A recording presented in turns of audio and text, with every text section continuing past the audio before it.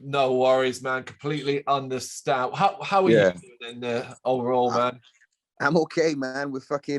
It's full on, man. I've become probably half machine, half human lately, man, between the tours, the gigs, and, the single release. Wow, finishing the writing the second album. It's just been absolutely mental, man. Honestly. It's still great to hear that, though, because obviously such a long period of inaction to action.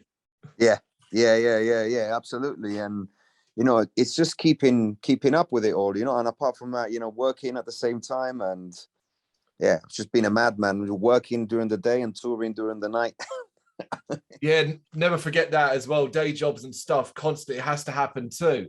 Yeah, exactly, man. We last spoke to you February 2020 in an interview style. That was when we last did one of these, right? So that, when I go looking at that and thinking, shit, the world has changed a ton since then. How have you been holding up over the last, 18, 20 months or so? Well, it's been very interesting, 18 to 20 months, really, and I think personally, I didn't stop because I was working constantly throughout the pandemic. Obviously, I work in mental health. So for me, it was constantly going in while I seen people, chilling at home and relaxing, which was great. I know the cause, why it was happening as well at the same time. But at the same time, I was like, oh, for fuck's sake, you know what? I'd rather be at home, chill, at least spending a bit of time at home. And I managed to get 2 weeks out from it, but then I was straight back there because obviously I work with vulnerable children and people. So it was it was quite different for me. So I was constantly working, but at the same time I was, I made the most out of it because it wasn't as busy as usual to make, to write the records, to finish writing the second record for Red Method, which, it's in the bag now. We just now need to basically tweak it up, make sure some bits that are missing here and there. I need to finish the vocals, but we've grafted it. We've been working on it really, really hard, and it's in the bag now. So something came positive from that, and at the same time it was a weird one because no gigs were happening. We postponed the tour, which we are currently on now, for 2 years. So we postponed the tour twice, which was supposed to be for the record, for the debut album, For the Sick. And then we postponed it, and then we had to postpone it again. And now this is the third time, and it's finally happening. So we're like, oh shit. Yeah. Did you think Red Method has got through this period stronger? Probably. I mean, it's a hard one to really, really tell and analyze what is, are you stronger, are you weaker? But I think as a band and seeing in general how bad it's affected other bands as well. And I think we've managed to keep it going, to keep that, although we released an album and we released the album and we were going on tour. And when we were going on tour, the Manchester promoter called me and said, dude, don't come up because literally nobody, everybody's pulling out last minute. They've told us not to open the venue. And that was it. That tour literally stopped everything. And then we were on the first lockdown. And but I think because what we did was we thought about how we're going to keep this ship afloat throughout the pandemic. So we thought about doing, a few home videos. Yeah. We did a few, I think at least we did 2. We released the reworks as well through the pandemic, which obviously we kept the name going, although it wasn't the original, full-on album tracks that we're going to go and hit the studio soon again with Scott Atkins from, that does Cradle of Filth, I'm on a Math and all that. But still, it had a different side to us and it gave a different side of the band. And it was quite interesting. And I think, we released 2 interesting, unique, very strange videos, along that time. And I think that between that and the Slaves to a New World Disorder, which was the theme written for the lockdown. Yeah. I think we managed to float, you know what I mean, quite nicely throughout the pandemic. And now once I saw we were coming back to some sort of normality, I just got back to tour in action again, and boom, hit it. Do you reckon keeping that busy and having all those things and all those ideas and trying to keep yourself as relevant as possible when everybody else is trying to do the same thing, do you think that's something you can point at and say, well, look, that helped get us, Red Method, through the darker times? Absolutely, yeah. I mean, it you know, it was a time where, you know, a lot of uncertainty was happening, a lot of chaos was happening around the world, and people didn't know what the hell was going on. Still in Spain, you know, still is chaos. Still in different parts of the world is still chaos, and to this day, we don't know what's going to really happen. You know, if a gig's going to be cancelled or not. Bands are pulling out left, right, and center, but it did make us, I guess, continue that unity in the band, where it's the same as you know, as probably see it as boxing. You know, I mean, if you're every day, you know, sparring and training, and you know, then you got to enter the ring the following day, you're pretty much there, you're ready, you know, I mean, with your crew behind you. But if you haven't done it for 2 years, and then all of a sudden back to normal again, you got to think of videos, how you're going to release, what you're going to come back, how you're going to get it's almost like an avalanche of stuff that you got to get back in place. And I think having that continuity and being busy throughout that period, you know what I mean, did help us. And I think I think every band probably would say the same. I think to that time make it as relevant or as useful as possible, because it was time that was dead time, really, you know what I mean, to some degree. Although we were writing, but there was so much you can do, you know what I mean.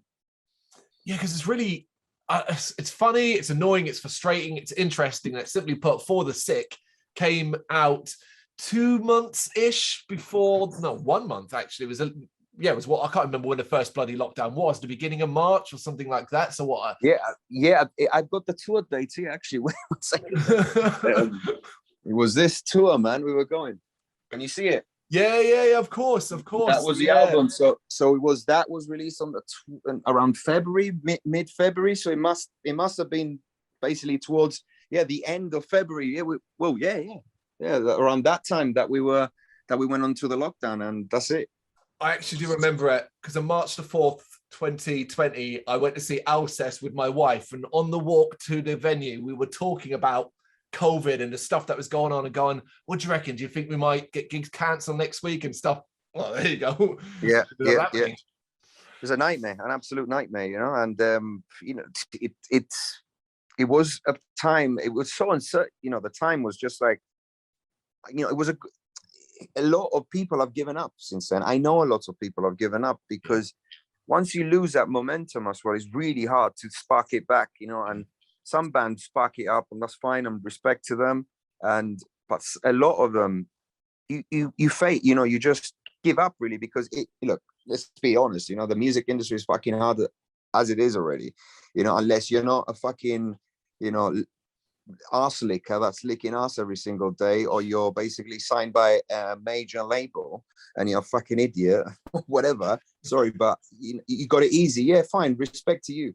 But if you're doing everything yourself, and you're managing, you know, yourself, this, X, Y, and Z, and then you got to fucking work hard for everything you get. You know, you've got people in the band which are working full time, and then a pandemic comes, you know what I mean? And then you thinking of how we're going to get money in, how we're going to record the videos, how we're going to release this, how we're going to, it's a lot. It's a lot to take, to do, you know what I mean? As an independent, you know what I mean, label for yourself, you know what I mean? And do it all yourself. I think it puts you in a position, the band, you go through a position of, are we going to survive, really? And a lot of people questioned it, you know what I mean? I know a lot of bands that just said, you know, a lot of bands just said, due to the pandemic, you know what I mean, we've stopped, you know, they're not together anymore, and a lot of them are still trying to get out there. And it's harder, because it was such a back catalog now of bands and gigs. Now to get in, it's even harder to get in to some degree, you know. And the back catalog of festivals as well, you know what I mean, to the festivals are still booked for 2 years back, from 2 years back. That is going to be a problem for next year. But yeah, it is. The fact we're nearly 2 years later to the album, how How proud are you of it still? And how proud are you of how well received it was overall? We were really quite overwhelmed by the amount of feedback we had from the album, and more. I think this last, because we're doing three legs of a tour. We've broken the tour in three parts, right? Yeah. The first part now, we did two sold out gigs, and last week, 2 weeks ago, we did another Norfolk gig that was sold out. And yes, they're not massive, small venues, but still, it's reaching its capacity, which for a band that's just, I think, it's just come out. It's the first time we're releasing an album, and it's all right, man. It's all right. So we've been really happy. The amount of people that come down and want to buy merch and want to take pictures and just saying thank you. I think the things that touch us most is the ones that come down and actually say, this album has helped me so much through my journey of through mental health, or through my journey of in rehab, or whatever it is, that is where, for me, I'd rather have 2 people that I help than 10,000 people which just listen to your music because they, for whatever reason. But yeah, I think we're trying to channel it differently, into, and that's important, and that's and we've had a lot of that reaction lately, since the album came out. And still people know we were seeing now really the after effects of it. We're seeing now the results more than, because we didn't have the opportunity, as as we went into lockdown. The album came out, and then we couldn't do anything. We were in lockdown for 2 years. So, no one was getting a chance to actually talk to you. We were going to go to Europe as well with that tour before. Obviously now, because of Brexit and everything, things are not as easy anymore. So we've had to cancel a lot of stuff. And there's a lot of stuff that we still haven't announced that we will be announcing very soon. Which are bigger stuff. But yeah, it's been a hell of a journey, I guess. Yeah, I am glad you feel so strongly about them, because you mentioned already, and it should be worth noting, particularly for fans of the album, that of course you did the reworks during the pandemic period. Considering the experimental nature of that release, were you even more surprised by how much of a positive response there was to that album? To the reworks, yeah, it was great, man. It's I think we were quite quite happy and quite I think proud of what we did, and in that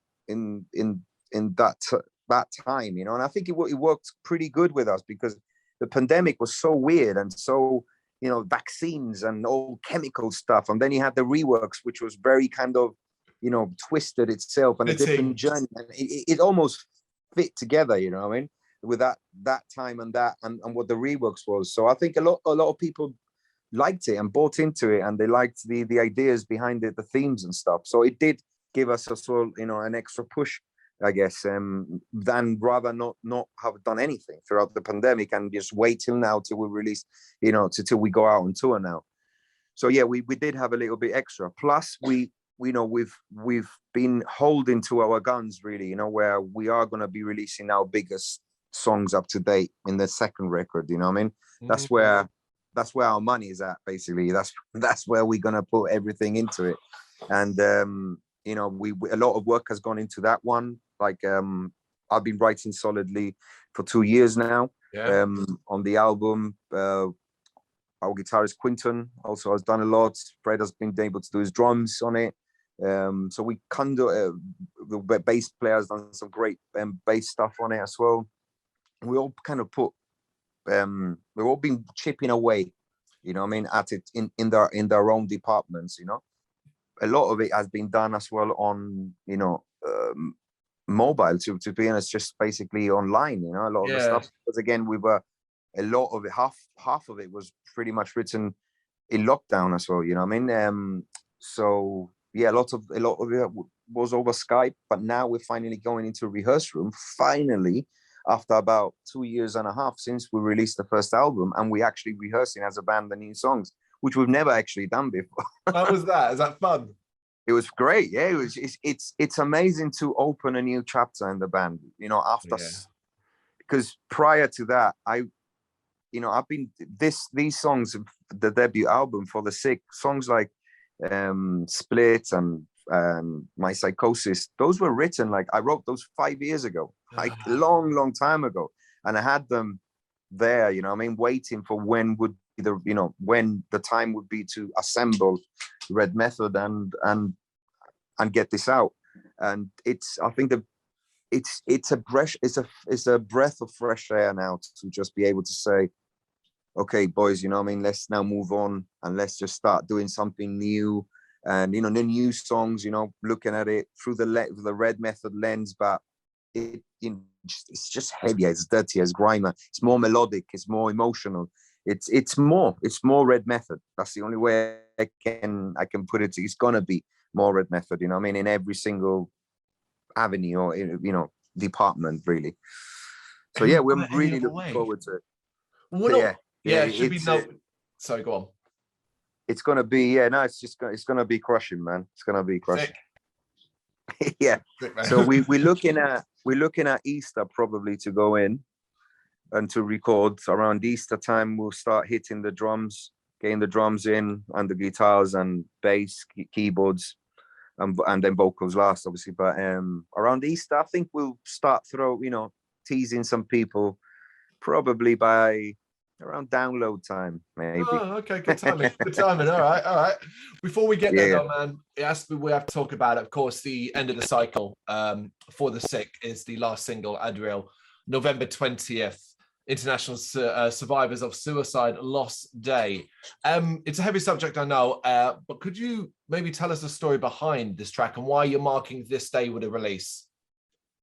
This is quite interesting.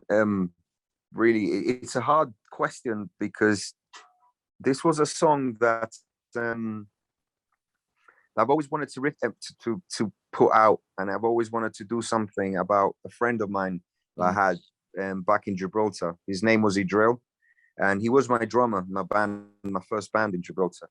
I know he committed suicide. I'm not going to go too much into details about it. But it did massively affect me as a youngster, as a teenager. It happened when I was a teenager. So we're talking about over, nearly 25, years, at least 25 years. So it's a long time this happened, but it left almost like a thorn. It left like a thorn implanted in me, all these years. And because he was my first drummer, I had to somehow one day kind of, I want people to know who he was. I want people to understand what a lovely person Adriel was. And because back in the day in Gibraltar, there was no mental health. If you suffered from that, you had it in your head and you probably went and self-medicated by yourself, and then redo it all over again and continue doing it as a teenager. And there was no help. It's not like today, today, depending on where you go. But if you really want help, you can get help, to some degree. And I think, the Adriel was a guy that was a perfect example of somebody that suffered deeply with mental health. And, tragically, he took off his life and left a massive, massive wound in my family, me and my friends, the bandmates at the time. And it was really hard. It was all, like I said, it was almost like a thorn that was there all the time, but I could never, it was hard to express it and know when I was going to express it.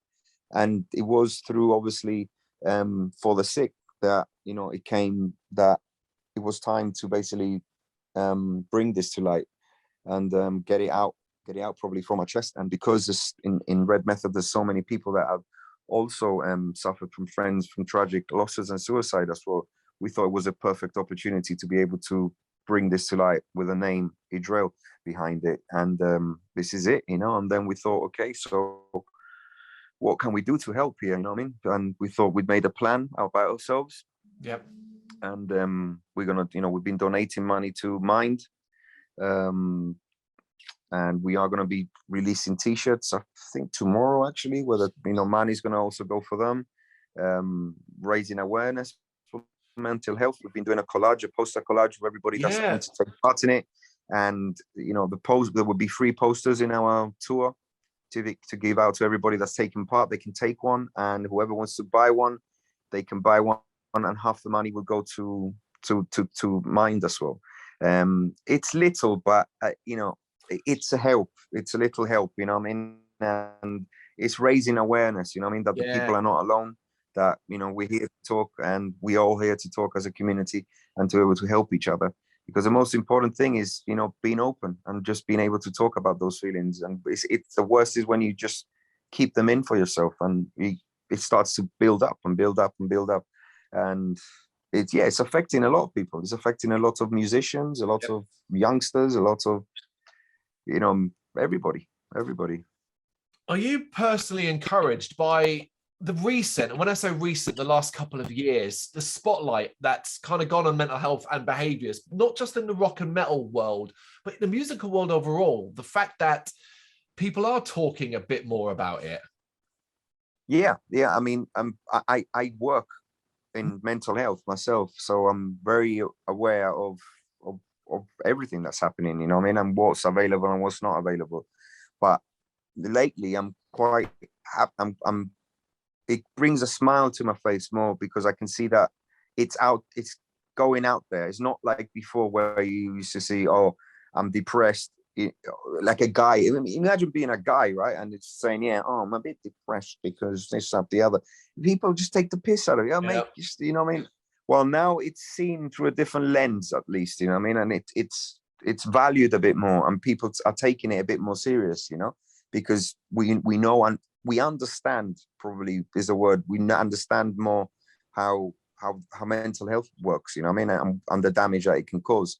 And I think that being out there now, and people being able to talk to each other and reach out to each other, it's better. It's you know, the communication is better. It's on the rise, and I think it should be getting better. You know what I mean? But yeah, it's still hard. It's still hard to come out, you know, when you are suffering from it. It's very hard, you know. And when we in Red Method, we you know, we do suffer from mental health as well, you know what I mean? It's not like we don't. And you know, this is why partly also we want to do it, you know what I mean? And we just want to try and help people. Considering all of that then, I mean, and I guess it's kind of a small, simple answer. What, if any, advice could you give to someone, I guess, who particularly this last year and a half, this last 18, 20 months, where perhaps every day gets a bit harder, a bit more struggle? What's the most simplest bit of advice you'd feel you could give to someone that approached you, say at a Red Method gig, and just said, look, thanks for this, but I've been struggling? Listen to them. Just, you know, the time, just put, you know, just try and listen to them. As you know, obviously we're all busy with our lives and stuff, but first of all, try and listen to them, and, you know, ask them, you know, if you've got people around you, have family who you're talking to. Therapy is a great way of getting things out, you know what I mean? A lot of us go to therapy from Red Method as well, you know what I mean? And seeing there's a lot of helplines these days as well, where you can talk to professionals over the line, and they're open 24/7, man, you know what I mean? So, but most importantly is, you know, having somebody, speaking to somebody, and keeping yourself busy as well. You know, it's so important to have a motive and try and find a motive. And I know it's so hard when you're down there, deep down there. It's impossible. You can't do it, you know what I mean? But it's trying to, you know, find that little crack and pull it open and try and squeeze your way in somehow there, you know, and keeping your friends close, you know, and we all know who your friends are. And, you know, even if you don't need 10,000 friends, you know, you just need one that's there listening to you. That's the only thing you need. And that's the only person that's going to make a difference to your life. Not the other 10,000 people that are there when they want to. It's that one person that will listen to you at that right time that will make that difference to you. The song is really, really amazing. I would hope most people have heard it already, but if you haven't, the 20th of November. But what they will get to see is an incredible video. That video is, wow. Arguably the best thing Red Method may have ever done when it comes to videos. How was that creation for you? I must say, from my part, it was the most craziest video. What we always go for the hardest videos. I think that tops it up with Messiah, because we build the whole installation. But Messiah, I was awake for 3 days non-stop. Like I had rushes and things coming up on my face and my eyes. I can't remember who got shingles. One of us got. The drummer got. Fred got shingles as well. Oh, it was absolutely madness. Yeah. But this one, the thing was that we wanted to create an environment where it was a struggle. We want a struggle. We want an uphill battle. We wanted to create that mental, that state of insanity when you're there. You know what I mean? And how we were going to do it without not just being, the normal, suicide kind of video, or struggling with mental health. You see a guy just smoking a spliff or doing whatever, and then just throwing things. Yes, that comes across in our videos, but we wanted to make it more creative.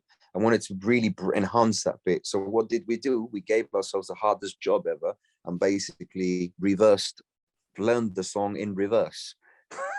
So basically everything that was happening was going backwards. And not only that, we wanted to create this kind of illusion of struggle. So we made a pool. We created like a pool and dyed it all in red, obviously, and not pink or purple.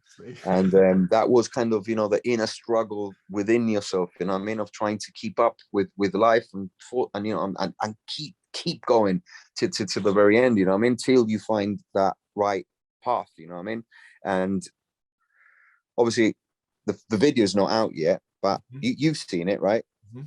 Yeah. So as I think when people see it, will relate. But it's all about keep going, as hard as it is, just keep fighting till the end, till you reach there, no matter how hard it is. Never give up. And it was hard. That video was not only had to, the drummer had to learn the drums backwards, and I had to learn the lyrics backwards. It was, we rented out a massive warehouse. We had to build an installation which we completely destroyed, for the narrative part of it. But while we were doing the performance, it was like -2 or something like that. Ooh. In a pool performing. Oh my God, it was just like 4 of us came out from there. Like we couldn't even talk. like proper, like completely, utterly destroyed from it. It was so cold, and it was so hard because you were fighting against, you're performing in the water while water was falling on you. You couldn't hear. The temperature was so cold that it almost immobilized you. You couldn't move as normal because it was so cold, and it almost like it felt like I was becoming slowly like a robot. That I needed the oil, that I couldn't move anymore.